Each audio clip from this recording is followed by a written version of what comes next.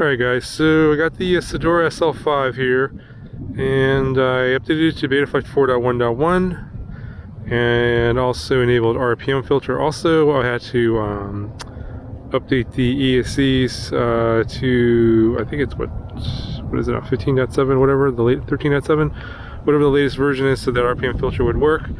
So everything's been upgraded software-wise, so we can test BetaFlight 4.1.1 with the RPM filter. I believe it came stock with 404 in the original video, so we'll see how it does in this. I didn't do any special tweaking, just default PIDs, all default everything. So 6S 1050 milliamp hour LiPo, and you'll see the GoPro footage. Alright, so it's kind of windy today. I'm not sure if this is the best day to test the RPM filter, but let's see how it goes.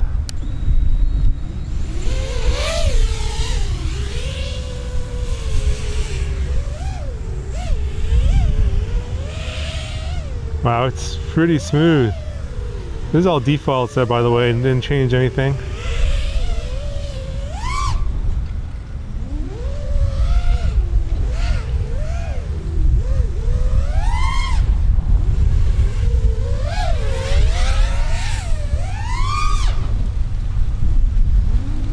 The default rates as well, I need to adjust that.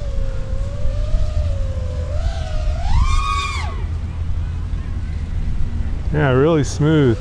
Look at that, no prop wash at all. That's crazy.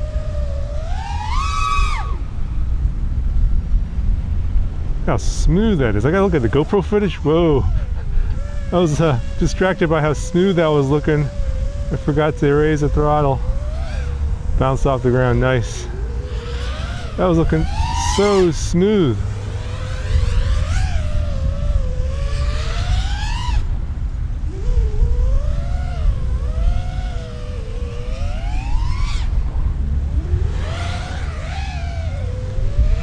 Very, very interesting.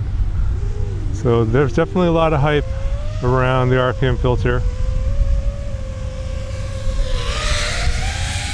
By the way, there seems to be some notion that in order to upgrade the BetaFlight 4.1, you have to upgrade your ESCs with whatever. If you don't have 32-bit ESCs, you can't use BetaFlight 4.1.1. That's not true.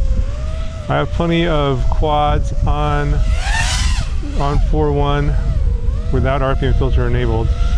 You just don't get the benefit of RPM filter.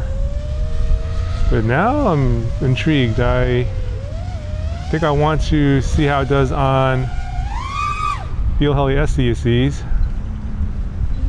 Look how smooth that is. It is so smooth. Yeah, again, I gotta look at the GoPro footage, but that is really impressive. With that move there, normally going right into your prop wash, I got a little bit there, but normally that would really screw up the. There got a little bit of oscillation there. You gotta work to get the oscillations out. You can definitely fly around them.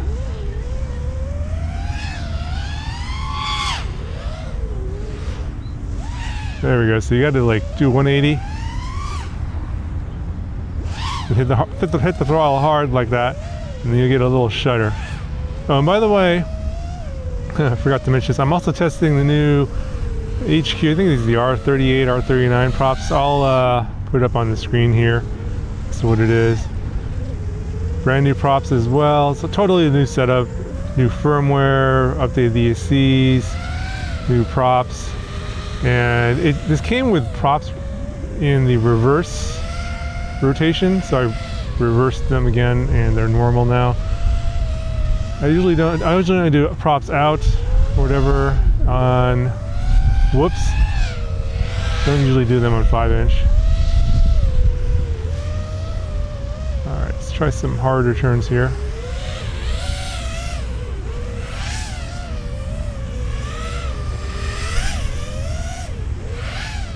Yeah, this is super impressive.